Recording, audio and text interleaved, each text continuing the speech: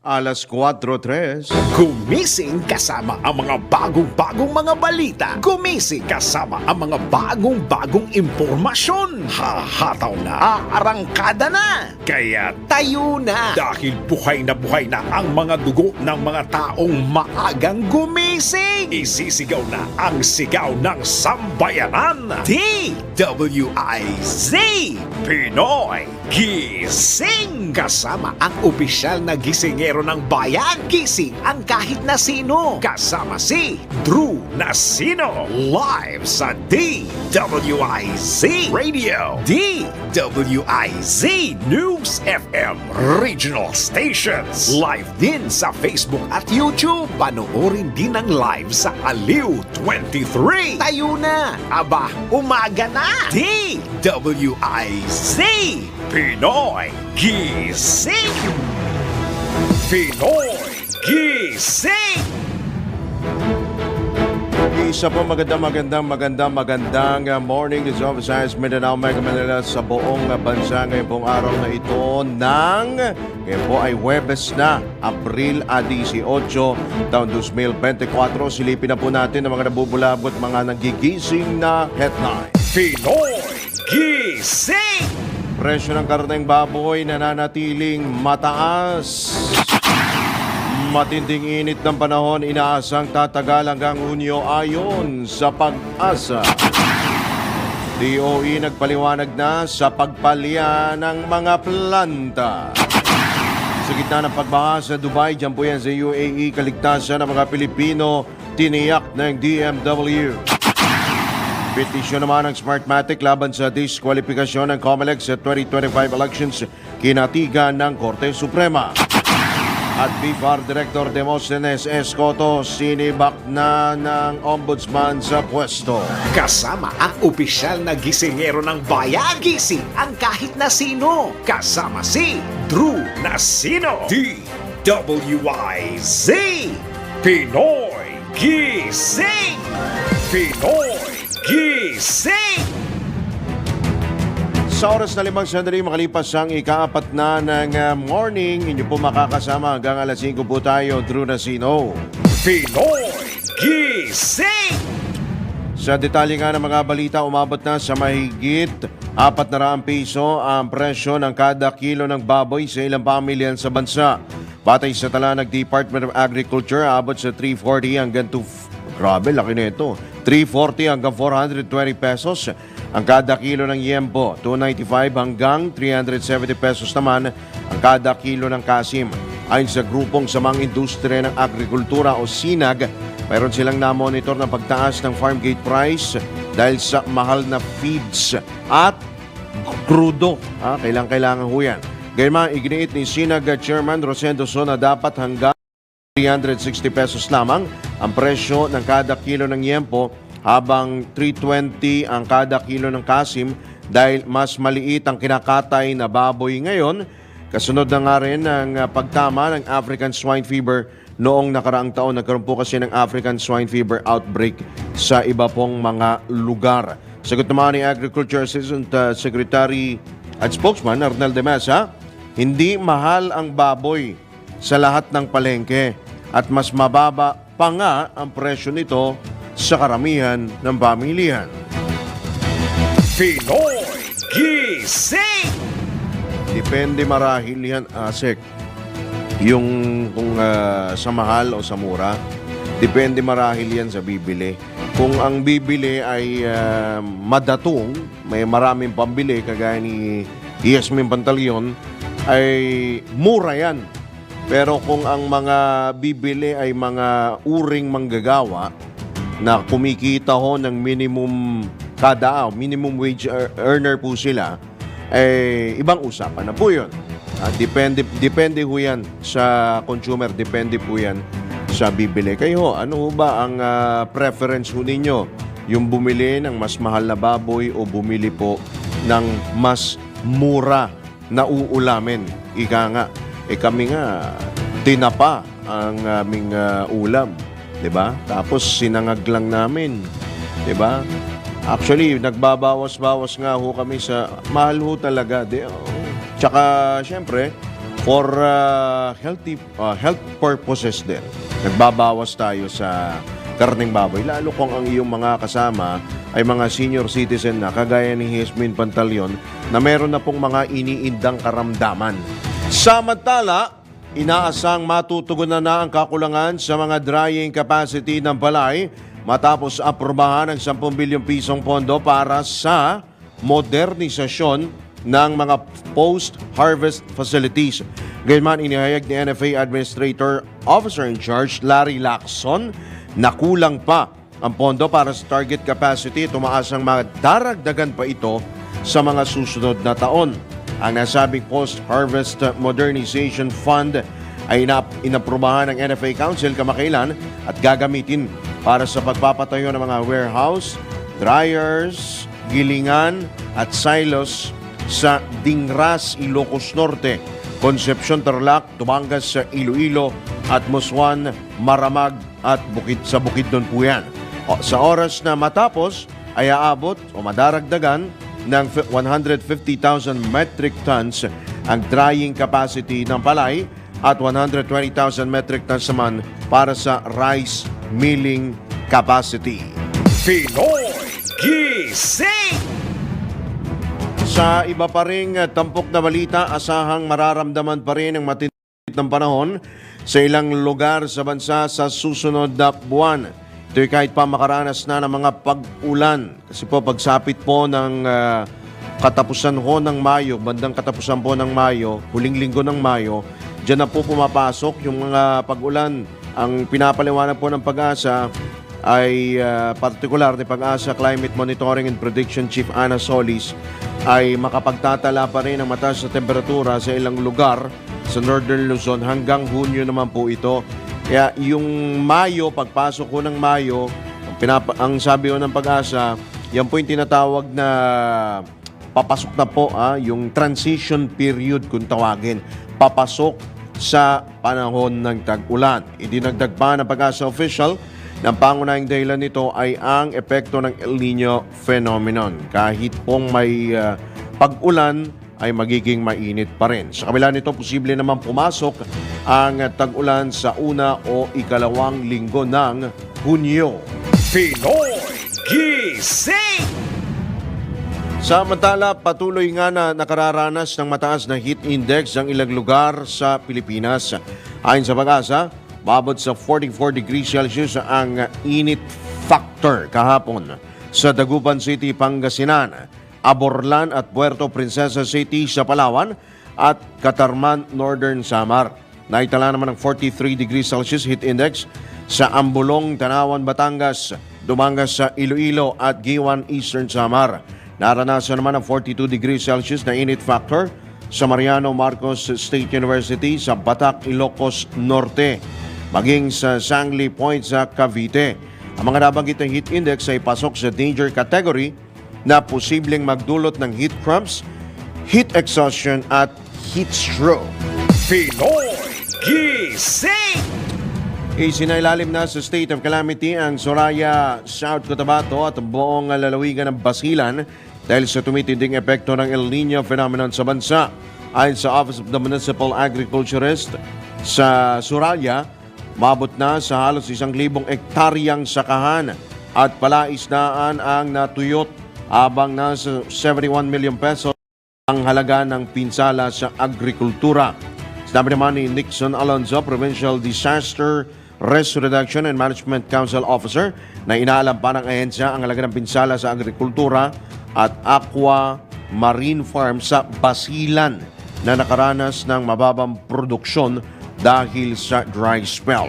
Bibigay daan naman ang pagdedeklara ng state of calamity sa 2 lugar upang magamit ang calamity funds sa pagtulong sa mahigit 1,000 magsasaka na apektado ng El Nino. Pinoy Gising!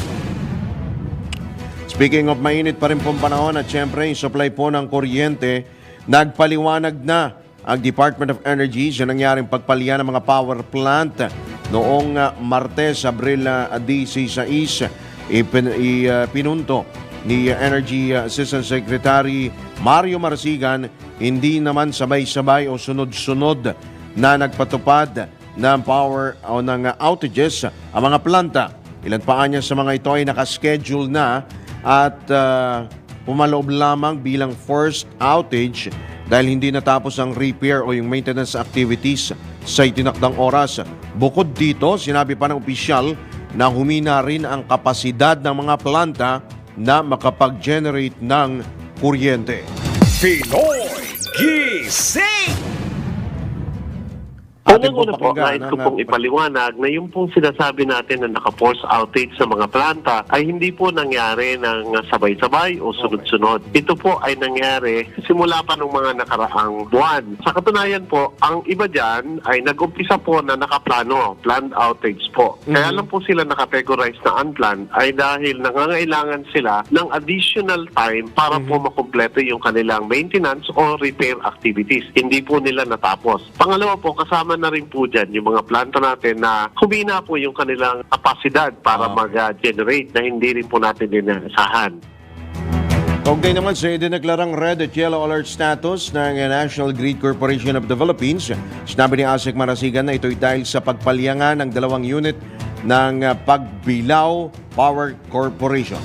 Yung pong pangyayari, kaya po na-declare yung red and yellow alert, ay dahil po nadagdagan ng 2 unit ng kuryente yung nawala po sa grids. Yun po yun talagang force outage or unplanned. Dahil nangyari po yan biglaan, 2 pong unit ng Pagbilao Power Corporation ang nangyari. Kaya ito po ay masusi natin sa sinusubaybayan at nakatanggap na po tayo ng final report na ang naging dahilan po nung pagka-outage nila ay dahil po sa boiler tube leak. Ibig lang sabihin po niyan, yung punto po na dinadaanan ng steam doon sa kanilang boiler ay nagkaroon po ng diferensya.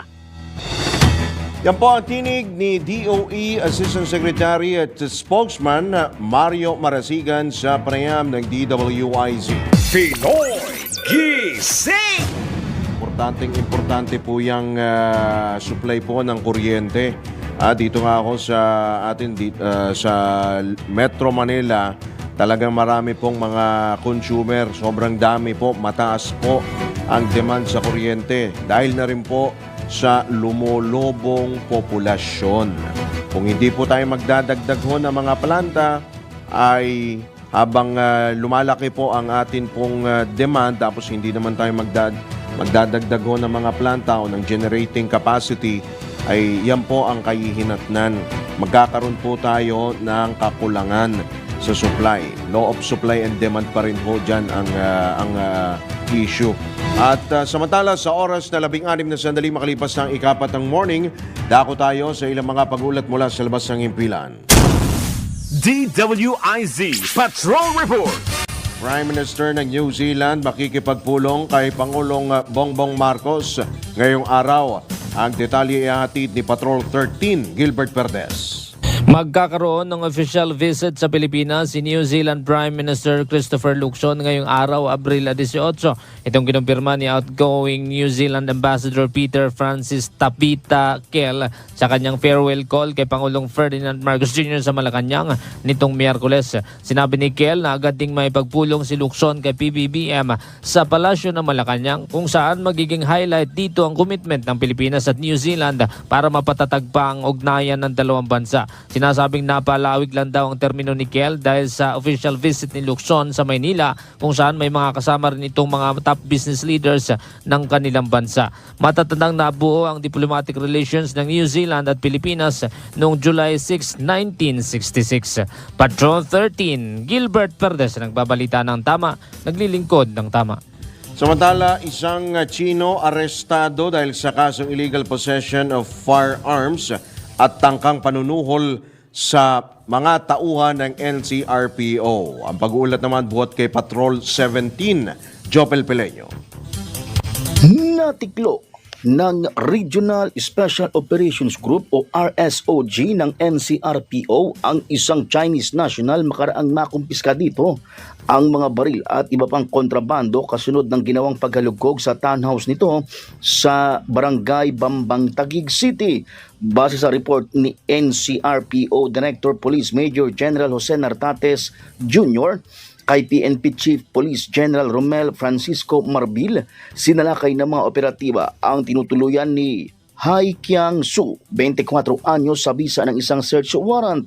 Nasamsam sa operasyong ito ang isang M4 carbine rifle, 2 granada, mga magazine at bala, 4 na airgun at mga sasakyan kasama na ang isang McLaren sports car na aabot sa 15 to 30 million pesos ang halaga at may nakakabit na illegal na plaka.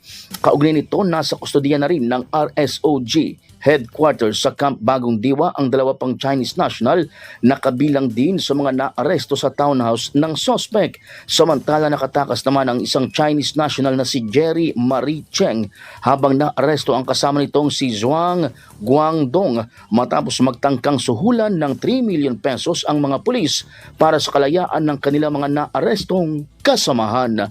Ito si Patrol 17 Chopel Pileño para sa impilang may todong lakas, DWIZ, nagbabalita ng tama, naglilingkod ng tama. Publiko hinikayat naman ng Immigration o Bureau of Immigration na isumbong ang mga dayuhang sangkot sa mga iligal na aktibidad. Yan na nga ang pag-uulat naman buhat kay Patrol 45, Raul Esperas. Hinimok ng Bureau of Immigration ang ating publiko na i-report sa tanggapan ng immigration kung meron man silang impormasyon na may mga illegal na dayuhan o kaya ay undesirable na dayuhan sa ating bansa. Sangayon kay Immigration Commissioner Norman Tansinco sa kanyang pagbisita sa sinagawang caravan sa Iloilo City, kanyang pinahayag na dapat ay maging aktibo ang publiko, lalong-lalo na kung ang isang dayuhan ay sangkot sa mga pagiging pedophilia. Ipinahayag ni Commissioner Tansinco na base na rin sa direktiba ng Pangulong Ferdinand Bongbong Marcos ay dapat maging aktibo ang Bureau of Immigration at salain ang mga dumarating na mga dayuhan sa ating bansa. Raul Esperas, Patrol 45, nagbabalita ng tama, naglilingkod ng tama sa impilang may todo lakas, DWIC. Publiko pinayuhan naman ng PNP-ACG na mag-ingat laban sa online middleman scam sa social media. Nagbabalik si Patrol 17, Jopel Pileño. Pinaalalahanan ng Philippine National Police Anti-Cybercrime Group o PNP-ACG ang taong bayan na maging maingat laban sa middleman scam na kumakalat sa Facebook Marketplace at iba pang online selling platform. Kasunod ito ng pagkakaaresto ng ACG sa ikinasang entrapment operation laban sa isang alias Juan na nagpanggap na online seller ng internet modem sa FB Marketplace. Sa ulat ng pulisya, nahikayat ng suspect ang kanyang biktima na bilhin at bayaran ang 10 modem sa pamamagitan ng e-wallet. Nang makuha ang transaction receipt, ito naman ang ginamit ng suspect para makipagtransaksyon sa tunay na seller. Nadiskubre ang scam nang malaman ng lehitimong supplier na walang perang pumasok sa kanyang account at natuntun ang kinaroroonan ng scammer sa tulong ng delivery rider. Pahayag ni ACG Director Police Major General Sidney Sultan Hernia na sa scam na ito parehong biktima ang lehitimong buyer at ang lehitimong seller dahil nakukuha nito ang pera at produkto ng dalawa. Kaya naman paalala ni Hernia sa publiko, masusing beripikahin ang mga online seller at buyer gamit ang user rating at review. Iwasang makipagtransaksyon sa mga intermediary o facilitator at gamitin ang mga payment methods na mayroong buyer protection. Ito si Patrol 17 Chopel Pileño para sa impilang may todong lakas, DWIZ, nagbabalita ng tama, naglilingkod ng tama. Alright, maraming salamat si Patrol 17, Jopel Pileño. Yan, babala po, lahat po, lahat, babala para sa lahat, lalo ho yung mga online selling, mga yung bumibili online, lalo yung mga meron din pong mga gumagamit po ng online payment scheme, di ba? Oo, yung mga may GCash or PayMaya, i-check po ninyo sa may marketplace sa Facebook, di ba? I-check po ninyo kung lehitimo, kung legit ho yan, tawagan po ninyo yung numero. Diba? I-confirm nyo. Ako gusto ko nga i-video call pa eh. 'Di ba? Kung talagang yun yung tao. Para ho kayo, lalo ho kapag yung mga bibilin ho ninyo ay hindi naman ho basta-basta. Ika nga, talagang malaking halaga po ng pera ang involved ho dyan. Kailangan mag-isip po tayo ng 2, 3 beses o higit pa kapag papakawalan po natin ay malaking halaga po ng pera.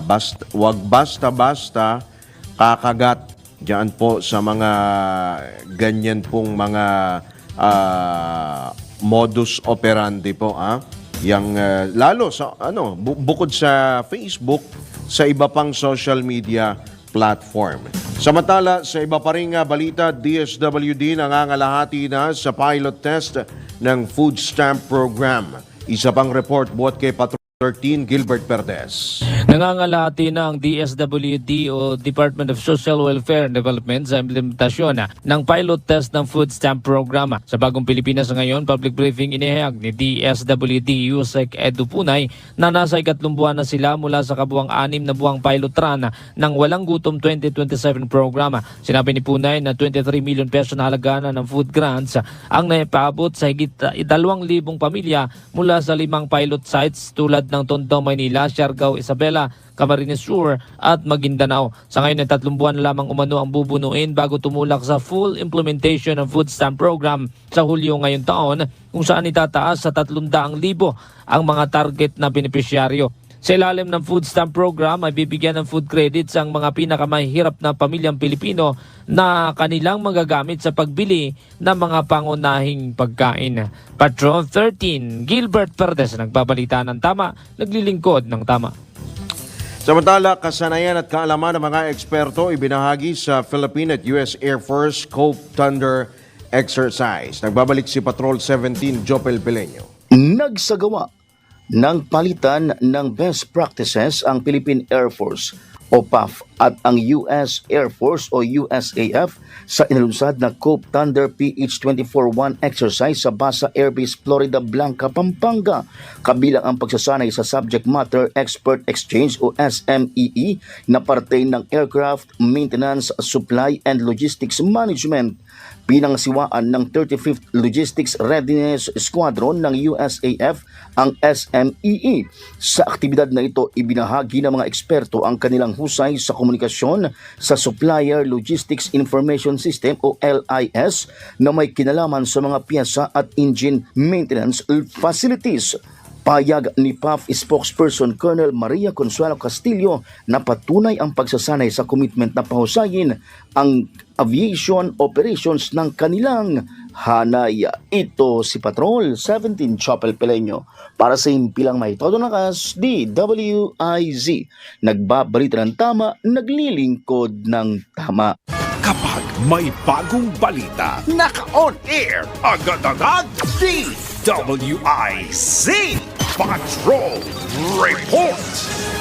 Babalik po ang Pinoy Gising makalipas lamang ang ilang mga paalalang oras, 26 na sandali makalipas ang ika-4 ng morning. Pinoy Gising! Kasama ang opisyal na gisingero ng bayan. Gising ang kahit na sino. Kasama si Drew Nasino. DWIZ Pinoy Gising! Pinoy Gising! Alright, tayo po na sa ikalawang bahagi na po ng Pinoy Gising sa oras na alas 4:32 na ng morning. Bago tayo magtungo sa ilang pa mga pagulat mula sa labas ng himpilan, update po muna tayo dyan sa Dubai, yung pagbaha dyan sa nasabing lugar. Walang naiulat na nasawi o nasugatang Pilipino sa pagbaha dyan sa United Arab Emirates, partikular po dyan sa Dubai. Ito ang inanunsyo ng Department of Migrant Workers kung saan patuloy ang kanilang monitoring sa sitwasyon ng mga Pilipino dyan sa UAE. Ayon sa DMW, naghahanda ang migrant workers offices sa Abu Dhabi at Dubai ng pagkain at iba pang pangangailangan para sa mga OFW. Samantala, napuwersa naman ang Philippine Consulate General Office at MWO sa Dubai na magsuspende ng trabaho dahil sa pagbaha. Pati ho yung mga flights patungo at patungo at palabas po ng UAE ay kinansela rin po sapagkat nalubog din po sa baha yung airport.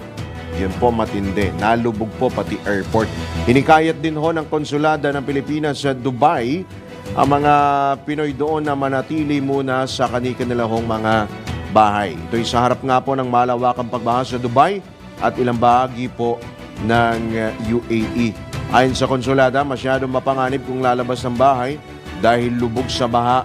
Yan po, amin pong pinakikita, inyo pong nasisilayan iyang pagbaha po dyan sa Dubai. Maaari rin anya silang mas stranded sa loob ng mga sasakyan dahil po sa malalim na baha. Ito po ay kung di ako nagkakamali, pang-4 o pang-5 beses na po ito na naranasang pagbaha dyan po sa UAE sa nakalipas na 6 na taon. Last March ay nagkaroon din po ng pagbaha. Napapadalas ang pagbaha dyan. Although yan po ay desierto pong desierto talagang bansa, ano? Pero yung Dubai, kasi yung Dubai, ano lang talaga yan eh. Dinevelop talaga yan eh. Desierto talaga yan nung araw. 80s, 90s, diba? Naabutan mo pa yan, Ate Iaw. Naabutan mo yan, no? Nung ginagawa yan, nakapunta ka pa dyan eh, no? Doon ka, hindi, saan ba? Saudi? Hindi, parehas lang naman ng ang Saudi tsaka UAE. Desierto rin naman, 'di ba? So, yan ho, ito pinakikita ko natin, may mga nalubugon na sasakyan. May mga Pilipino rin po tayo na apektado, though yung mga Pilipino sanay naman ho yan sa baha. Ito kung sa Dubai, pang ilang beses nang binaha. Ngayong taon, pangalawang beses na ito ngayong taon. Pero sa nakalipas po na 6 na taon, 4 or 5 times na po silang binabaha. Pinoy Gising! Samantala, tanggap po tayo ng ilang mga pag-uulat mula sa ating Metro Patrol. Metro Patrol reports! Ngayon po natin ang Kamanava, estapador na driver, timbog dyan sa Kangkalu. Detalye ihatid ni Aling Beth Samson.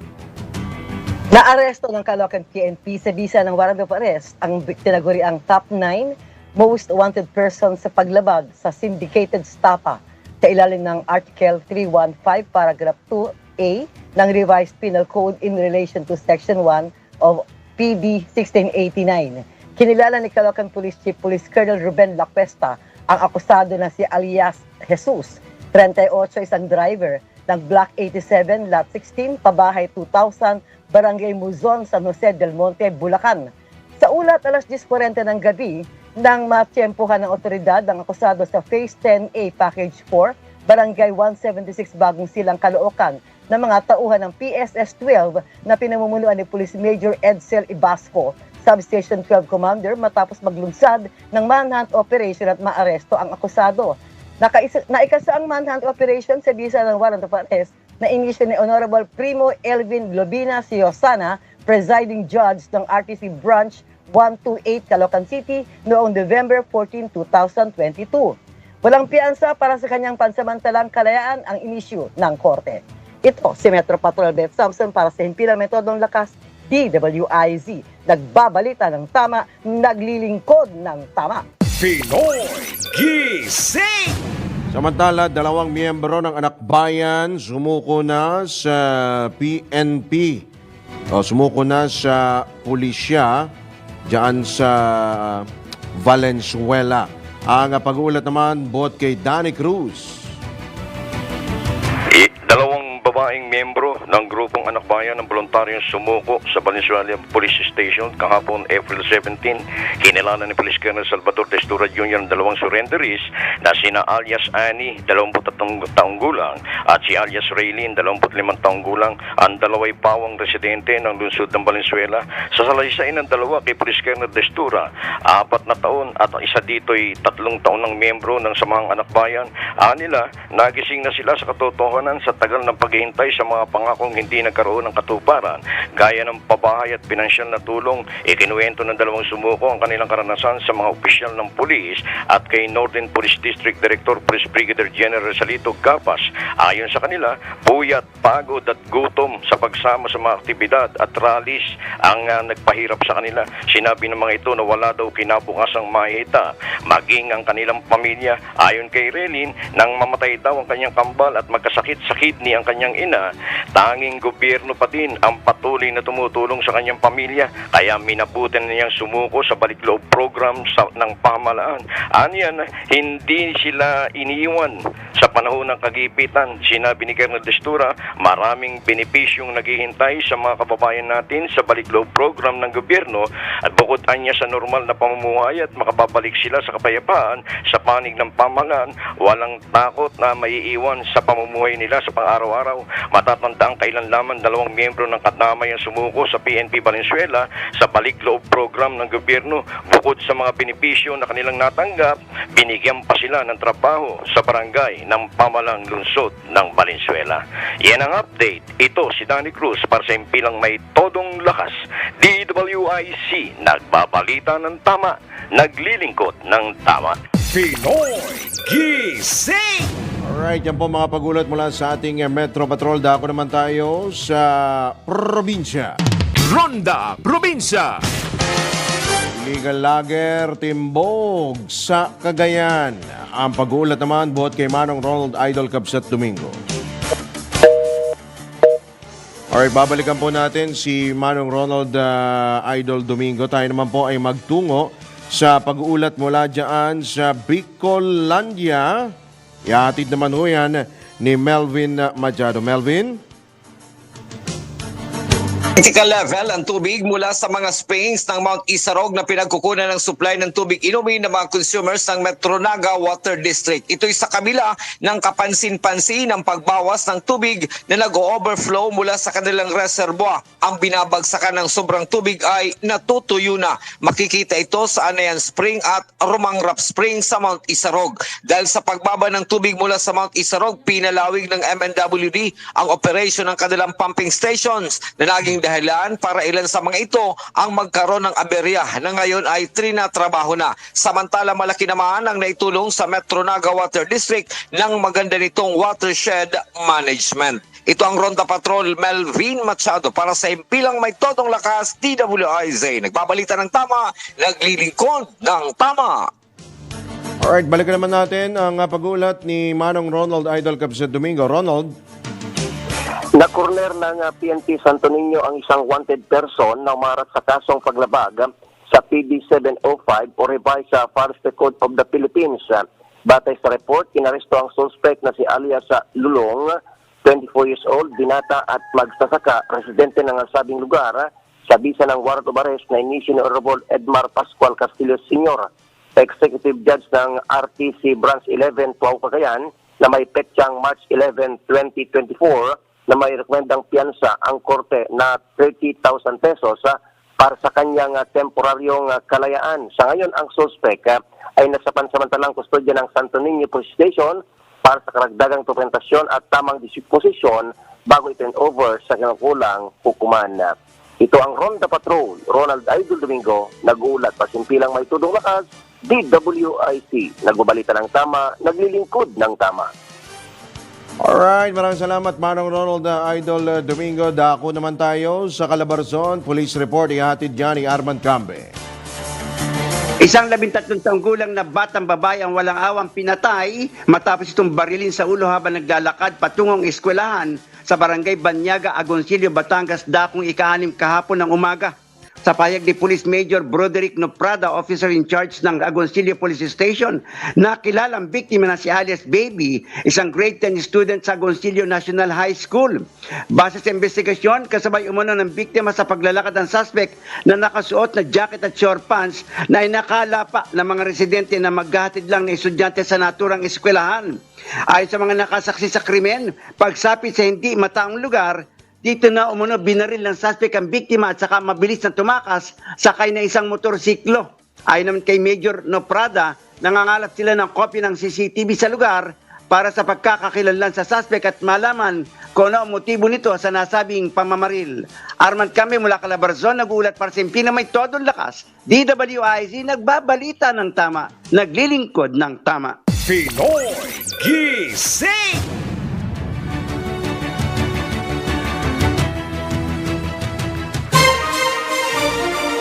Kombinasyong tama, malaki ang tama. Makinig mabuti dahil babanggitin na ng DWIZ. Announcer ang tamang kombinasyon ng letra at numero. DWIZ. Numero panalo. Hatid ng Bingo Plus. Bingo sa saya, plus sa panalo. Alright, tayo po ay mag-Bingo Plus na ngayon pong araw na ito ng Thursday. Ready na ho ba kayo mga ka-Bingo Plus sa ating pong DWIZ Bingo Plus numero panalo? Mayroon kayong chance ang manalo ng 1,000 piso, 500 pesos naman kapag tama ang 4 combinations at isa pang 500 pesos kapag meron po kayong Bingo Plus app. Simple lamang pong manalo, kailangan lamang pong abangan ang 4 na letter and number combination sa mga programa po ng DWIZ at i-text po ang sagot sa 0960-880-6424. Ulitin po natin, 0960-880-6424. Kasama po siyempre ng inyo pong pangalan, yung address, edad at yung 4 combination of the day. At para po sa ating pong unang combination, ngayon pong araw ay sa letrang, eto na po sa letrang D3. Ulitin po natin sa mga nakikinig po sa kanila po mga radyo, D3. Nakikita rin po ninyo sa inyo pong screen via online sa Facebook at YouTube. Yun pong combination for today. Abangan po mamaya sa Ronda Pilipinas ang ikalawang kombinasyon. Pagpanalo sa bingo plus sa saya. Kung nakaapat ka na, pwede mo nang isend sa text number na binigay ng DWIZ announcer o kaya i-PM na sa DWIZ Facebook. Kung hindi pa, wait pa ng ibang kombinasyon hanggang makumpleto ang 4 na numero panalo. Hatid ng Bingo Plus. Bingo sa saya, plus sa panalo. Alright, magbabalik po muli ang Pinoy Gising makalipas lamang ang ilang mga paalala. Oras, 15 minuto bago sumapit ang ganap na alasing. Pinoy Gising! Ang opisyal na gisingero ng bayan. Gising ang kahit na sino. Kasama si Drew Nasino. DWIZ. Pinoy Gising! Pinoy Gising! Tayo po ay nasa uling bagay na po ng Pinoy Gising sa ilang pa rin pong mga balita ngayon po araw na ito ng Thursday. Ginatigan ng Korte Suprema ang petisyon ng kumpanyang Smartmatic laban sa Commission on Elections o COMELEC. Kaugnay ito sa disqualification ng kanilang bid para maging service provider sa 2025 midterm elections. Ayon kay Supreme Court spokesperson Attorney Camille Ting, may tuturing na grave abuse of discretion ang pag-disqualify ng COMELEC sa Smartmatic batay sa desisyon ni Justice Maidas Marquez. Nilabagaan niya ng poll body ang probisyon ng Government Procurement and Reform Act dahil agad nitong dinisqualify ang Smartmatic kahit hindi pa ito nakapagsusumite ng bidding requirements. Bagaman pinanigan ng SC ang petisyon ng Smartmatic, wala nakitang dahilan ng korte upang ipawalang bisa ang naganap na public bidding at pag-award ng kontrata ng COMELEC sa Miro Systems Incorporated. Nabatid na hindi rin pinagbigyan ng SC ang hirit ng Smartmatic na maglabas ng temporary restraining order at writ of preliminary injunction. Pinoy Gising! Sa iba pang balita, sinibak na sa pwesto ng Office of the Ombudsman si Bureau of Fisheries and Aquatic Resources Director Demosthenes Escoto matapos mapatunayang guilty sa kasong graft kaugnay sa pagbili ng isang communications equipment noong 2018. Dahil dito agad nang itinalaga ni Agriculture Secretary Kiko Laurel si Isidro Velayo Jr. bilang officer in charge ng BFAR. Binigyang diin ni Secretary Laurel na ang agarang pagtatalaga ng BFAR OIC ay upang tiyakin ang patuloy na operasyon at pagpapatupad ng mga pangunahing proyekto ng ahensya. Si Velayo ay dating Director 4 at Assistant Director for Technical Services ng BFAR at dati na rin naging National Coordinator ng BFAR Seaweed Program at dating Regional Director sa Zamboanga Peninsula. Pinoy Gising!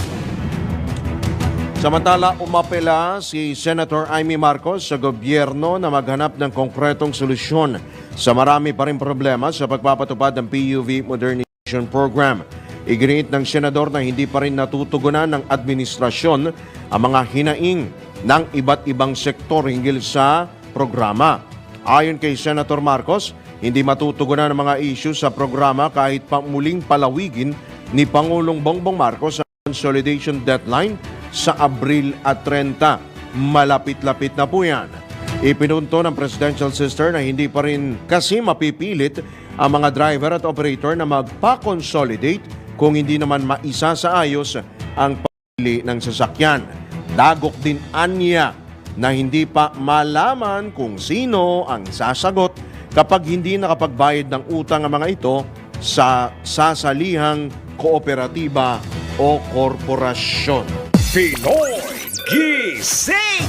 Speaking of transportation, nako eto meron na naman pong nahuling dumaan sa EDSA busway. Ayan, meron hong video na ipinadala po ang Special Action and Intelligence Committee for Transportation sa kanila pong Facebook page. Nahuling dumaan sa EDSA busway ang PBA player na si Raymond Almazan. Nako, si Raymond pa man din. Kalaking mama na rin.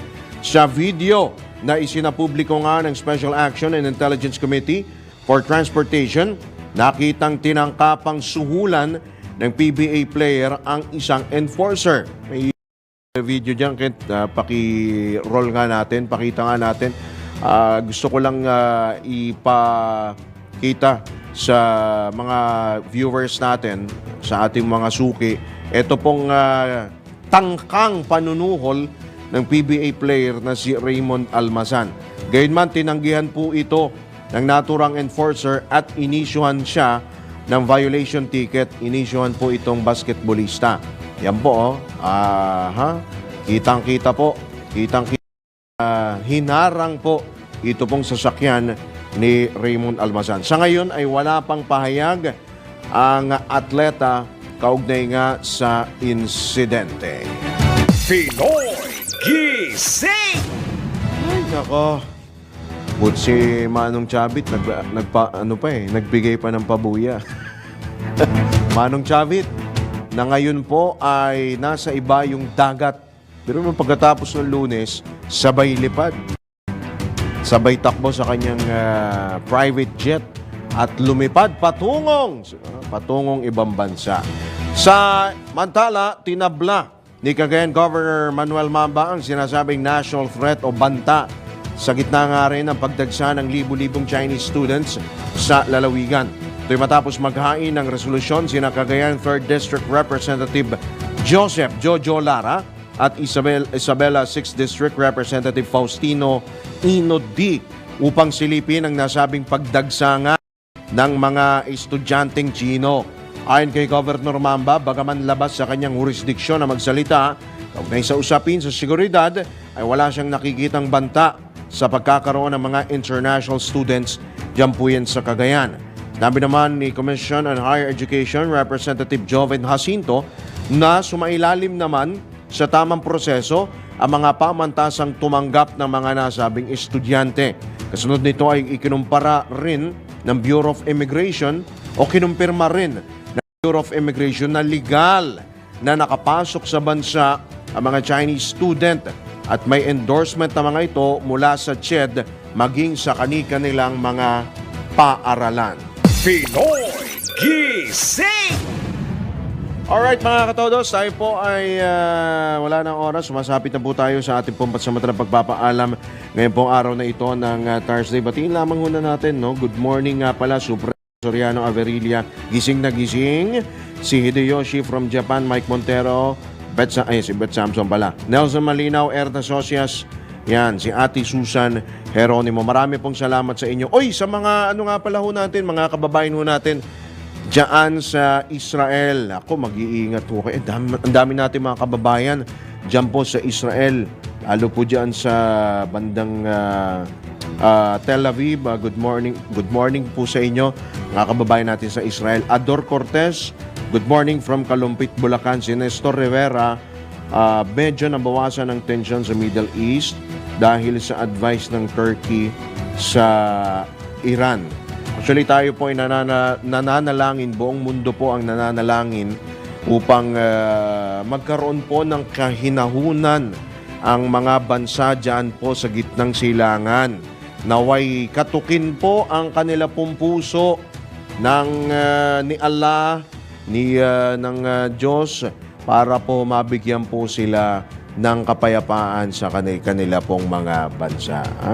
Ang mundo po ay nakatutok po dyan po sa mga susunod po na hakbang sa Middle East, particular po yung ikakasang hakbang po ng Israel.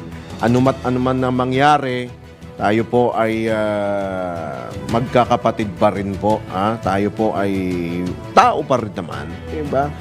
Kung madadaan po yan sa pag-uusap, idaan nyo po sa pag-uusap. Marami po ang mga maapektuhan sakali pong sumiklab ang panibago nga pong kaguluhan dyan po sa Middle East. Though meron naman pong mga bansa na inaabangan talaga ang gera sapagkat may pera sa gera. Yan po ang kanila pong inaabangan. War economy, ika nga. Marami rin pong nakikinabang sa gera. Alright, sige. Nako, magdasal ho tayo. Magkaroon po ng kapayapaan, kahinahunan dyan po sa Middle East. Siguro, mag-oratio imperata na. Lalo ang Santo Papa, si Lolo Kiko, Pope Francis. Baka pwede na kayong pumagitna dyan po sa dyan sa Middle East, pumagitna po sa mga nagkakaroon po ng sigalot na mga bansa. Alright, isa po muna patama quote for the day ang ating pong bibitawan. Pwedeng nakalimutan mo na. Ako, eto. Pero hindi ang Panginoon. Ano man ho ang iyong yung nakakalimutan mo, pero hindi ho ang Panginoon. Hindi ho nakakalimot ang Panginoon. Tandaan nyo po yan. Kahit ano pa man ho yang ginawa ho ninyo, na kahit nakalimutan ninyo, hindi ho makakalimot po ang Panginoon. Mabuti man yan o masama. Diba? So, yan po ang ating pabatama quote for the day. Tayo po ay pansamantalang nagpapaalam sa ngalan po ng buong tropa ng DWIZ at Aliw 23. Ito po yung lingkod Drew na sino nagbabalita ng tama, naglilingkod ng tama. Maraming salamat sa ating mga nakasama sa News Center. Susunod na po, kasama po natin sa Arangkada Balita si Ms. Judith Estrada Larino.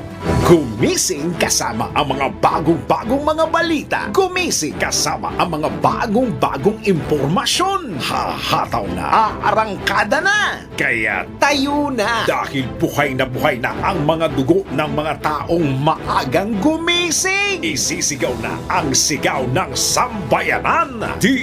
DWIZ Pinoy Gising! Kasama ang opisyal na gisingero ng bayan. Gising ang kahit na sino. Kasama si Drew Nasino. Live sa DWIZ Radio. DWIZ Regional Integrated News Nationwide. Live din sa Facebook at YouTube. Panoorin din ang live sa Aliw 23. Tayo na! Aba, umaga na! DWIZ Pinoy Gising! Araw-araw, gising! Monday to Friday, 4 a.m.